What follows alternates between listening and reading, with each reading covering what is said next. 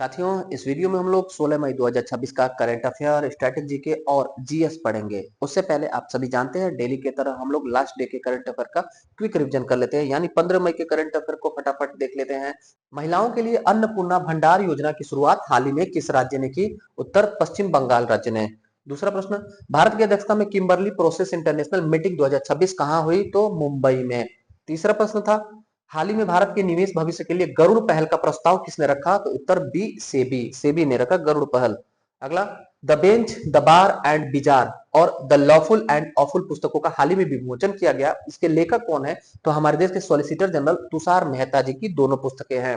10वां हिंद महासागर संवाद 2026 का आयोजन हाल ही में कहां हुआ? तो हमारे भारत के नई दिल्ली में महत्वपूर्ण हो जाता है। छठा प्रश्न, हाल ही में वन केस वन डेटा परियोजना और सुसहाय एआई संचालित चैटबॉट किसने लॉन्च किया? तो सुप्रीम कोर्ट, सर्वोच्च न्यायालय ने साथियों वन केस वन डेटा एक प्रोजेक्ट है और सुसहाय एआई संचालित चैटबॉट है, इसको लॉन्च किया है अभी हाल ही में। सातवां प्रश्न था, हाल ही में सेहत मिशन किसके द्वारा लॉन्च किया गया? सेहत मिशन साथियों आईसीएआर और आईसीएमआर इन दोनों संगठनों के द्वारा मिलकर के शुरू किया गया है। अंतरराष्ट्रीय नर्स दिवस हाल ही में कब मनाया गया? तो 12 मई को हर साल अंतरराष्ट्रीय नर्स दिवस मनाया जाता है। नौवां प्रश्न था, केंद्रीय मंत्री नितिन गडकरी ने देश की दूसरी एमएलएफएफ वैरियर मुक्त टोल प्रणाली का उद्घाटन कहां किया? तो दिल्ली में। ये साथियों पहला अगर पूछा जाएगा आपसे तो क्या उत्तर करेंगे? गुजरात में। गुजरात में सूरत से भड़ोच के बीच में। 10वां प्रश्न था, ओमान में भारत का नया राजदूत किसे नियुक्त किया गया? उत्तर सी प्रशांत पीसे साहब को सीनियर आईएफएस अधिकारी।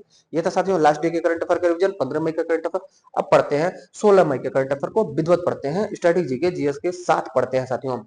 पहला प्रश्न है, केरल के नए मुख्यमंत्री के रूप में किसे चुना गया? 5 राज्यों में साथियों विधानसभा चुनाव संपन्न हुआ अप्रैल मई महीने में। 4 राज्यों में मुख्यमंत्री को हमने पढ़ लिया था। 5वां राज्य जहां पर थोड़ा सा अंतर्द्वंद था साथियों, उसी बीच वीडी सतीशन केरल के नए मुख्यमंत्री चुन लिए गए हैं। तो केरल के नए मुख्यमंत्री बन गए वीडी सतीशन साहब। V D Satheesan Kerala new CM, देखिएगा इनकी तस्वीर। और वीडी सतीशन को केरल का नया मुख्यमंत्री नियुक्त किया गया। ये केरल के परवूर सीट से, परवूर विधानसभा सीट से लगातार 6ठी बार विधायक बने हैं। परवूर विधानसभा सीट से। केरल का स्ट्रेटेजी के हम पढ़ेंगे। केरल साथियों 1 नवंबर 1956 को इसका पुनर्गठन होता है। केरल अस्तित्व में कब आता है? 1 नवंबर 1956 को राज्य पुनर्गठन आयोग के अंतर्गत।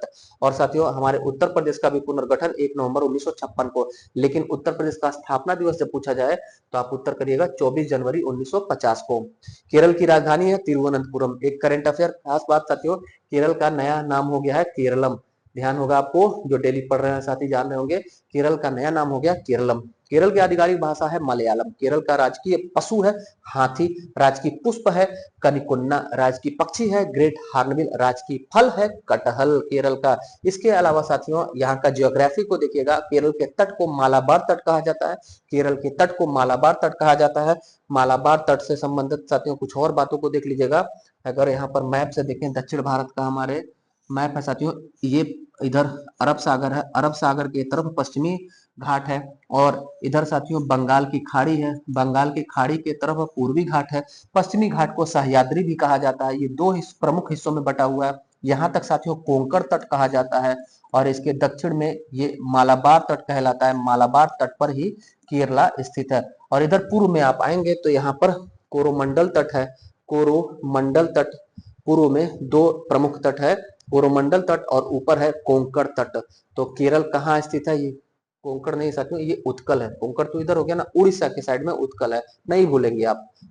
यहाँ पर उड़ीसा है साथियों, तो उड़ीसा का प्राचीन नाम उत्कल ही है, तो उड़ीसा के दक्षिण में उत्कल हो गया। और यहाँ पर कोंकण, कोंकणी भाषा साथियों गोवा की, तो गोवा और महाराष्ट्र का जो तट है वो कोंकण तट कहलाता है और पूरा जो है पूरा सह्याद्री या पश्चिमी घाट कहलाता है। तो जब गोवा के पास आपको कोंकण याद हो गया तो शेष जो बचा वो मलयालम, अब दक्षिण में कर दीजिएगा केरल। और जब मलयालम शिफ्ट हो गया, कोंकण शिफ्ट हो गया, उत्कल उड़ीसा शिफ्ट हो गया, तो कोरोमंडल आप ऐसे ही कर ले जाएंगे, तमिलनाडु कोरोमंडल के तट पर स्थित है। अब देखिएगा साथियों ज्योग्राफी हम केरल की देख रहे थे। यहाँ की प्रमुख नदियां हैं पेरियार नदी, भरतपुझा नदी और पंबा नदी। पंबा नदी, भरतपुझा नदी और पेरियार नदी। केरल की सबसे लंबी नदी है पेरियार नदी। पेरियार यहाँ के ट्राइबल भी है, नदी भी है और नेशनल पार्क भी है। ध्यान रखे रहेगा, पेरियार नेशनल पार्क किसके लिए प्रसिद्ध है? हाथी के लिए प्रसिद्ध है।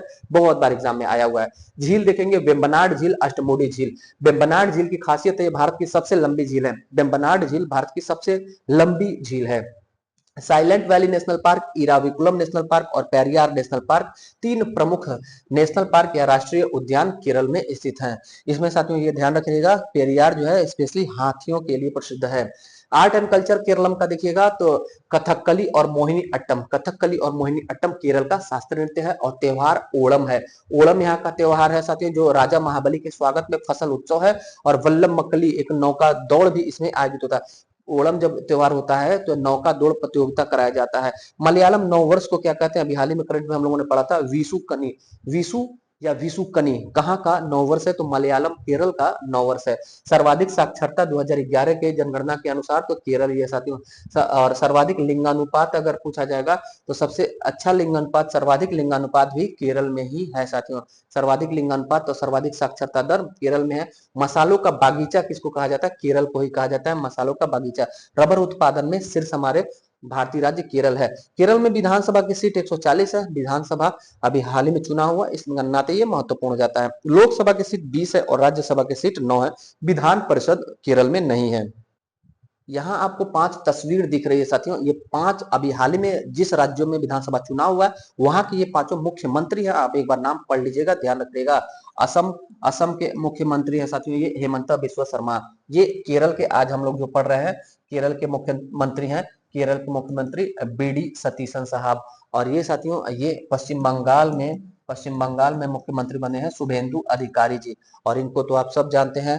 और ये हैं साथियों पुदुचेरी के रंगास्वामी पुदुचेरी के मुख्यमंत्री बने हैं। और तमिलनाडु के सी विजय, जोसेफ विजय या सी विजय तमिलनाडु के मुख्यमंत्री बने हैं, तमिलनाडु के मुख्यमंत्री। आगे देखिएगा दूसरा प्रश्न, भारत का पहला लो एमिशन जोन कहां लागू करने की घोषणा की गई है। भारत का पहला लो एमिशन जोन लागू करने की घोषणा महाराष्ट्र के पुणे में की गई है। महाराष्ट्र का पुणे भारत का पहला शहर बन जाएगा जो लो एमिशन जोन डिक्लेयर किया है। इसमें होगा क्या साथियों, इसमें पूरे शहर में जो भी पुरानी गाड़ियां हैं, जो धुआं ज्यादा देने वाली गाड़ियां हैं, आप सुने होंगे BS4, BS6, BS3, जो BS4 के पूर्व की गाड़ियां उन सबको प्रतिबंधित कर दिया जाएगा। वहां पर कोई ऐसी गाड़ी नहीं दिखेगी पुरानी गाड़ियां जो धुआं करने वाली है, पोल्यूशन करने वाली है। तो अगर वो गाड़ी नहीं है, BS6 गाड़ी ज्यादा चल रही है, तो उस जोन को कहा जाएगा लो एमिशन जोन। यानी पर्यावरणीय प्रदूषण से निपटने के लिए भारत का पहला शहर पुणे बन गया जो लो एमिशन जोन लागू कर दिया है। अभी हम बात करेंगे साथियों BS4, BS6 को, पहले इस क्वेश्चन को देख लिया जाए थोड़ा सा। Breathing easy Pune's plan for low emission zone, यानी सांस लेना अब जो है वो सही हो जाएगा, उचित हो जाएगा। इसके लिए पुणे ने पहला लो एमिशन जोन भारत का हमारे प्रस्तुत किया है। पुणे में भारत का पहला लो एमिशन जोन बनाने की तैयारी हो रही है। इसका उद्देश्य शहर में हवा का प्रदूषण कम करना और साफ सुथरे वाहनों को, साफ सुथरे जो वाहन व्हीकल होते हैं उनको बढ़ावा देना। लो एमिशन जोन ऐसा क्षेत्र होता है जहां ज्यादा धुआं प्रदूषण फैलाने वाले वाहनों पर रोक लगाया जाए या उनसे अतिरिक्त चार्ज ले लिया जाए। या तो फिर आप शुल्क ले लीजिए, उनसे अतिरिक्त चार्ज ले लीजिए, चालान काट दीजिए, भारी भरकम चालान काट दीजिए कि दोबारा वो गाड़ी लेकर शहर में न आए।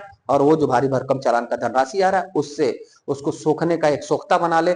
जैसे हम लोगों ने पढ़ा साथियों, एल्गी ट्री बना है, एक मशीन एल्गी ट्री लगाया गया है जो कार्बन के उत्सर्जन हो रहा है उनको शुद्ध ऑक्सीजन में कन्वर्ट करेगा। तो जब अतिरिक्त शुल्क लिया जाएगा तभी वो कार्य हो पाएगा।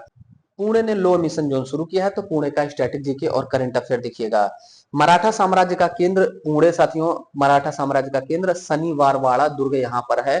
आगा का पैलेस कहां पर है, महाराष्ट्र के पुणे में है आगा का पैलेस, जहां पर कस्तूरबा गांधी का निधन हुआ था। पुणे किस नदी के किनारे बसा है, तो मूला और मूठा नाम की दो नदियां हैं, इसी के किनारे बसा हुआ है पुणे शहर। सावित्रीबाई फुले विश्वविद्यालय है जिसे पूर्व का ऑक्सफोर्ड भी कहा जाता है। इसके अलावा साथियों इलाहाबाद को भी, प्रयागराज को भी पूर्व का ऑक्सफोर्ड कहा जाता है और पुणे को भी पूर्व का ऑक्सफोर्ड कहा जाता है। विश्व प्रसिद्ध, विश्व का सबसे बड़ा वैक्सीन निर्माता सीरम इंस्टीट्यूट कहां पर है, पुणे में ही है। और C DAC Param super computer या सुपर कंप्यूटर बनाने वाला, रिसर्च करने वाला centre for developing advance computing, C DAC कहां है, पुणे में ही है साथियों। इसके अलावा एनडीए खड़गवासला पुणे में ही है। नेशनल डिफेंस एकेडमी खड़गवासला कहां पर है, पुणे में है। एफटीआईआई कहां पर है, film television institute of India, film television institute of India भी पुणे में ही स्थित है साथियों। पुणे महाराष्ट्र की सांस्कृतिक राजधानी कही जाती है और पूरब का ऑक्सफोर्ड भी कहा जाता है। पुणे में मेट्रो ट्रेन वर्तमान में निर्माणाधीन है। और यहाँ पर साथियों, यहाँ पर मूला और मूठा जो दो नदियां हैं इसके लिए रिवर फ्रंट भी यानी सुंदरीकरण का भी कार्य चल रहा है। टाटा मोटर्स और मर्सिडीज जो बेंज है उसका जो इंडस्ट्रियल हब कहाँ पर है, पुणे में ही है। भोर घाट जो तट है वो भी पुणे में है साथियों। खड़गवासला बांध कहाँ पर है, पुणे में ही है। और सवाई गंधर्व महोत्सव कहाँ मनाया जाता है, सवाई गंधर्व महोत्सव यहीं पर मनाया जाता है साथियों, पुणे में ही मनाया जाता है। जब मराठा शक्ति के केंद्र पुणे तक पहुंच गए हैं साथियों, तो यहाँ से कुछ क्वेश्चन अराइज होते हैं, पूछे जाते हैं, अक्सर करके गलत हो जाता है, उसको कवर करिएगा। 1761 ईस्वी में पानीपत का तृतीय युद्ध होता है। 1761 में पानीपत का तृतीय युद्ध, अहमद शाह अब्दाली ने मराठा साम्राज्य पर अटैक किया था और मराठा बैकफुट पर आ गए थे और 5 सरदारों में विभक्त हो गए थे। पानीपत के युद्ध के बाद मराठा 5 सरदार में विभक्त हो गए थे। यही 5 सरदार, 5 क्षेत्र कौन था, तो इसमें पहला था साथियों पुणे के पेशवा। पुणे के पेशवा यानी पेशवाओं का जो राजधानी हो गया था वो पुणे हो गया था। दूसरा साथियों इंदौर के होलकर, दूसरे जो सरदार थे इंदौर के होलकर, यानी होलकर वंश की राजधानी क्या थी, तो इंदौर थी। और तीसरा हो जाता साथियों बड़ौदा के गायकवाड़, बड़ौदा बड़ौदा के गायकवाड़, बड़ौदा के गायकवाड़। इसके अलावा साथियों नागपुर के भोसले, नागपुर के भोसले, नागपुर के भोसले यानी भोसले वंश की राजधानी क्या थी, तो नागपुर थी, नागपुर थी। और लास्ट में साथियों, लास्ट में आप अगर देखें तो ग्वालियर के सिंधिया, ग्वालियर, ग्वालियर के सिंधिया, ग्वालियर के सिंधिया। इस तरह से आपको नाम याद करने में दो बातें हो जाएगी। एक तो जो वंश था उसकी राजधानी क्या थी, सिंधिया वंश की राजधानी क्षेत्र क्या था, ग्वालियर था। भोसले वंश का नागपुर था, गायकवाड़ वंश का बड़ौदा था, होलकर वंश का इंदौर था। और पेशवा जो थे प्रधानमंत्री, उनका केंद्र पुणे था। ये 5 सरदार में विभक्त हो गया था 1761 पानीपत के थर्ड बैटल के बाद मराठा शक्ति साथियों। सर्वोच्च न्यायालय ने पूरे देश में कोर्ट के इंफ्रास्ट्रक्चर को बेहतर बनाने के लिए किसकी अध्यक्षता में पैनल का गठन किया है, महत्वपूर्ण प्रश्न साथियों। हमारे देश के सुप्रीम कोर्ट के सीजेआई जस्टिस सूर्यकांत साहब ने देश में जितने भी न्यायालय हैं उनके इंफ्रास्ट्रक्चर को डेवलप करने के लिए यानी कि अवसंरचनात्मक विकास के लिए जस्टिस अरविंद कुमार साहब की अध्यक्षता में एक पैनल का गठन किया, एक समिति का गठन किया। जस्टिस अरविंद कुमार समिति का संबंध किससे है, ऐसे भी प्रश्न पूछा जाएगा, तो आप उत्तर करिएगा। पूरे देश में जो कोर्ट है उनके इंफ्रास्ट्रक्चर को बेहतर बनाने के लिए समिति है अरविंद कुमार समिति। अरविंद कुमार समिति का संबंध सुप्रीम कोर्ट में गठित किया गया है देश भर के कोर्ट का इंफ्रास्ट्रक्चर डेवलप करने के लिए। भारत के मुख्य न्यायाधीश जस्टिस सूर्यकांत ने देश की अदालतों को बेहतर बनाने के लिए एक समिति बनाई है जिसका नाम न्यायिक बुनियादी ढांचा समिति है। नाम क्या है इस समिति का, न्यायिक बुनियादी ढांचा समिति। तो न्यायिक बुनियादी ढांचा समिति के अध्यक्ष कौन है, जस्टिस अरविंद कुमार साहब। इसके अध्यक्ष सुप्रीम कोर्ट के जज अरविंद कुमार साहब होंगे। सुप्रीम कोर्ट ने इस पैनल को गठित किया साथियों, तो सुप्रीम कोर्ट का स्टैटिक जीके फटाफट पढ़ लेते हैं हम लोग। 28 जनवरी 1950 को हमारे देश में सुप्रीम कोर्ट का गठन होता है। संविधान के अंतर्गत अनुच्छेद 124 में इसका वर्णन है। सुप्रीम कोर्ट में वर्तमान में कुल जजों की संख्या 38 हो गई, 37 अन्य और +1 एक सीजेआई। वर्तमान में सीजेआई कौन है हमारे, तो 53वें क्रम के सीजेआई हैं जस्टिस सूर्यकांत साहब। प्रथम सीजेआई कौन थे, तो हीरालाल जीराभाई कानिया, एच.जे. कानिया। और पहली महिला सीजेआई पूछा जाएगा तो अभी तक कोई महिला सीजेआई नहीं बनी है, लेकिन जज बनी है सुप्रीम कोर्ट में पहली महिला मीरा साहिब फातिमा बीबी, मीरा साहिब फातिमा बीबी। इसके अलावा साथियों सुप्रीम कोर्ट में सबसे लंबे समय तक कार्यकाल किसका रहा है, तो वाई वी चंद्रचूड़ साहब, वाई वी चंद्रचूड़ साहब, जो अभी हाल फिलहाल में कुछ समय पहले साथियों हमारे देश के सुप्रीम कोर्ट के सीजेआई थे डी वाई चंद्रचूड़। उन्हीं के फादर साथियों वाई वी चंद्रचूड़ साहब लगभग 7.5 साल तक सुप्रीम कोर्ट में सीजेआई थे, सबसे लंबा कार्यकाल इनका था। इसके अलावा कम पूछा जाएगा तो के एन सिंह सुप्रीम कोर्ट के सीजेआई थे जिनका सबसे छोटा कार्यकाल रहा, सबसे छोटा कार्यकाल सबसे बड़ा कार्यकाल। प्रथम हो जाएंगे जस्टिस हीरालाल जीराभाई कानिया और वर्तमान में है जस्टिस सूर्यकांत 53वें क्रम के। सुप्रीम कोर्ट का सबसे बड़ा केस केशवानंद भारती केस, जिसमें मूल ढांचे का सिद्धांत दिया जाता है, 1973 में प्रतिपादित होता है। अगला क्वेश्चन देखिएगा चौथा, हाल ही में मुफ्त फूड किट बांटने के लिए मेरी रसोई योजना किसने शुरू की है। मेरी रसोई योजना साथियों पंजाब राज्य की एक योजना है जिसमें किचन का किट, जो फूड किट होता है, 3 महीने में एक बार प्रोवाइड कराया जाएगा पंजाब सरकार के द्वारा। 40 लाख परिवारों को मेरी रसोई योजना को का राशन देगी मान सरकार। भगवंत मान सिंह मुख्यमंत्री पंजाब के, इन्होंने अनाउंस किया है। नीला कार्ड धारकों को हर महीने गेहूं सहित फूड किट मिलेगा, हर महीने नहीं सकते 3 महीने में एक बार मिलेगा। और इसमें क्या सामग्री मिलेगी, मूंग, छोले की दाल, चीनी, आयोडीन युक्त नमक, हल्दी, सरसों का तेल पंजाब के परिवार को दिया जाएगा। डिटेल देखेंगे क्या है, डिटेल में क्या क्या है इस योजना के बारे में साथियों। पंजाब के सीएम भगवंत मान ने मेरी रसोई योजना शुरू की है। इसका उद्देश्य गरीब और जरूरतमंद परिवारों को रसोई का सामान मुफ्त देना और 3 माह में एक बार देना है। कौन सा सामान मिलेगा? तो इसमें रसोई का सामान जो होगा। बढ़ती महंगाई को देखते हुए महंगाई से राहत दिलाने के लिए इस योजना को शुरू किया पंजाब ने। कौन सी योजना? मेरी रसोई योजना पंजाब ने शुरू किया। तो थोड़ा सा पंजाब के स्ट्रेटेजी को देख लीजिएगा साथियों। पंजाब की राजधानी चंडीगढ़ है।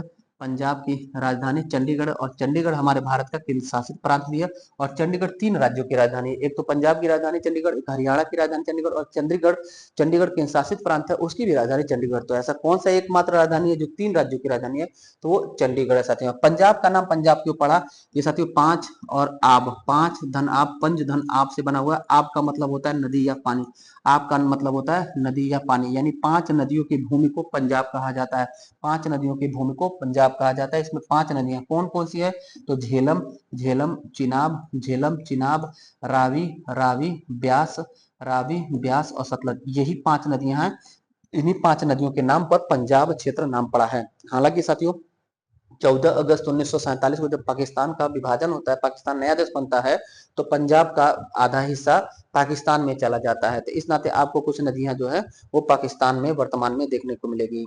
आगे देखते हैं 5वां प्रश्न। हाल ही में कॉन्फेडरेशन ऑफ इंडियन इंडस्ट्रीज यानी CII के नए अध्यक्ष कौन बने हैं? तो CII के नए चेयरमैन चुन लिए गए हैं साथियों आर मुकुंदन साहब।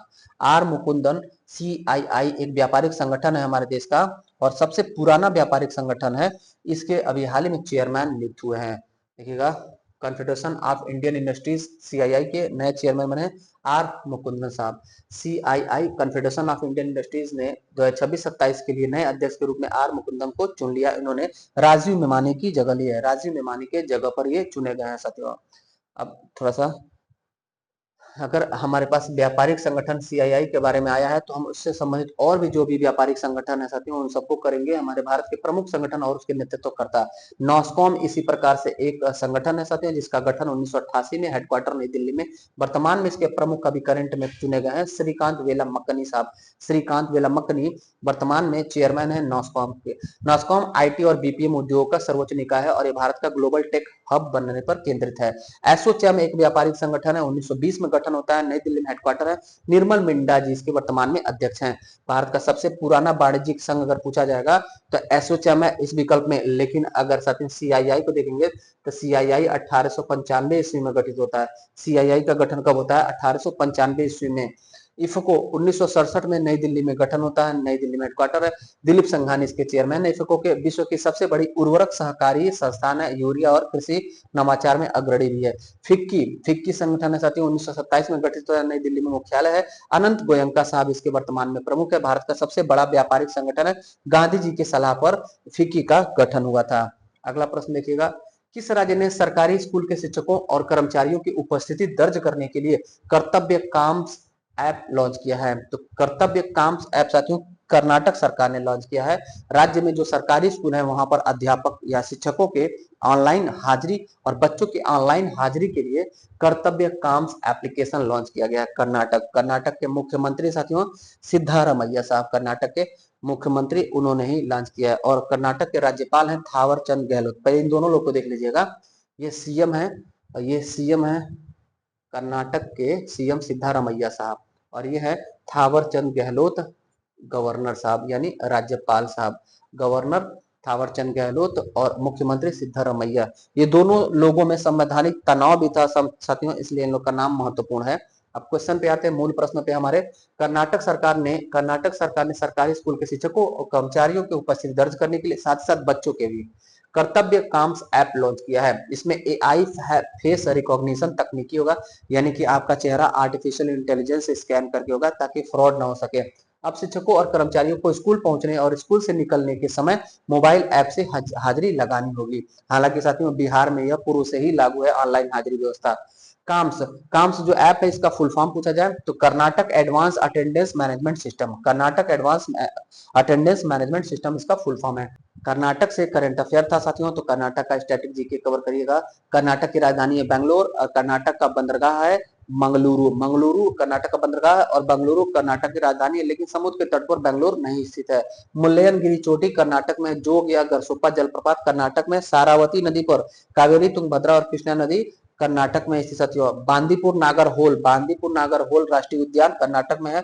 श्रवण बेलगोला गोमतेश्वर के प्रतिभा कर्नाटक में ही स्थित है। और हम्पी जो विजयनगर साम्राज्य की राजधानी थी साथियों, हम्पी हम्पी तुंगभद्रा नदी के किनारे कर्नाटक में ही स्थित है। यक्षगान यक्षगान यहाँ का शास्त्रीय नृत्य है साथियों। शास्त्रीय नृत्य नहीं है, ये लोक नृत्य है। लोक नृत्य यक्षगान है। शास्त्रीय नृत्य हमारे भारत में सिर्फ 8 है, उसमें यक्षगान नहीं है, ध्यान रखिएगा। मैसूर दशहरा कर्नाटक का है। कंबाला उत्सव कर्नाटक का है। मैसूर सिल्क कॉफी उत्पादन चन्नापटना खिलौना और मैसूर सिल्क के लिए फेमस है। इसके अलावा साथ ही इसरो का हेडक्वार्टर बेंगलुरु में ही स्थित है। कोलार गोल्डफील्ड भारत का सबसे ज्यादा सोना जहां से निकलता है, कोलार गोल्डफील्ड, ये भी कर्नाटक में ही स्थित है। बाकी मुख्यमंत्री और राज्यपाल को हमने देख लिया। 7वां प्रश्न है, हाल ही में ला लीगा 2026 का खिताब किसने जीता है? फुटबॉल टूर्नामेंट है साथियों, विश्व प्रसिद्ध टूर्नामेंट फुटबॉल का ला लीगा 2026 इसे जीत लिया बार्सिलोना ने। बार्सिलोना की टीम ने ला लीगा 2026 फुटबॉल टूर्नामेंट, प्रतिष्ठित फुटबॉल टूर्नामेंट को जीत लिया है। ला लीगा 2026 यह स्पेन देश का एक पेशेवर फुटबॉल लीग है।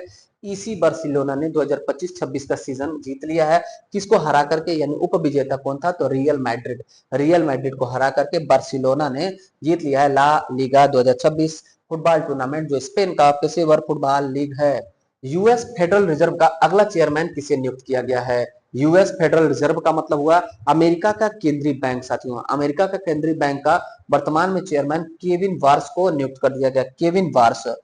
अमेरिका में साथियों जो केंद्रीय बैंक है उसका नाम फेडरल रिजर्व है। जैसे हमारे भारत में भारतीय रिजर्व बैंक है साथियों, आरबीआई है जो सभी बैंकों का फादर है, सभी बैंकों को रेगुलेट करने वाला आरबीआई है। उसी प्रकार से आरबीआई के ही तरह अमेरिका का जो आरबीआई है उसे फेडरल रिजर्व बैंक कहा जाता है। वहां पर चेयरमैन बने हैं केविन वार्स। बड़ा प्रतिष्ठित पोस्ट है साथियों ये केविन वार्स। अंतरराष्ट्रीय नियुक्ति से संबंधित क्वेश्चन है। अमेरिका के राष्ट्रपति डोनाल्ड ट्रंप ने केविन वार्स को अमेरिका के केंद्रीय बैंक फेडरल रिजर्व का प्रमुख बनाया है। इन्होंने स्थान लिया जेरोम पावेल का इन्होंने स्थान लिया है। यावेरी मुसेवेनी ने 7वीं बार किस देश के राष्ट्रपति के रूप में शपथ लिया है? यावेरी मुसेवेनी 7वीं बार राष्ट्रपति बने हैं साथियों युगांडा देश के। युगांडा देश अफ्रीका महाद्वीप का देश जिसकी राजधानी कंपाला है, वहां पर 7वीं बार प्रेसिडेंट बने हैं यावेरी मुसेवेनी। जो साथी पढ़ रहे हैं लगातार करंट अफेयर उनको ध्यान होगा इनका नाम Yoweri Museveni. Yoweri Museveni Uganda के राष्ट्रपति के रूप में लगातार 7वीं बार शपथ लिया इन्होंने। मुसेवेनी लगभग 40 साल से देश की सत्ता में बने हुए, 40 साल से। युगांडा का करंट अफेयर आया था, युगांडा का स्टैटिक जीके देखिएगा। युगांडा अफ्रीका का मोती कहलाता है। पर्ल ऑफ अफ्रीका के रूप में किसे जाना जाता है? युगांडा को साथियों। युगांडा देश की राजधानी है कंपाला।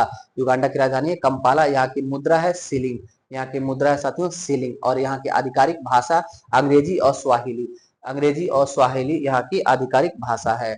अगला और अंतिम प्रश्न, अंतरराष्ट्रीय पादप स्वास्थ्य दिवस 2026 हाल ही में कब मनाया गया है?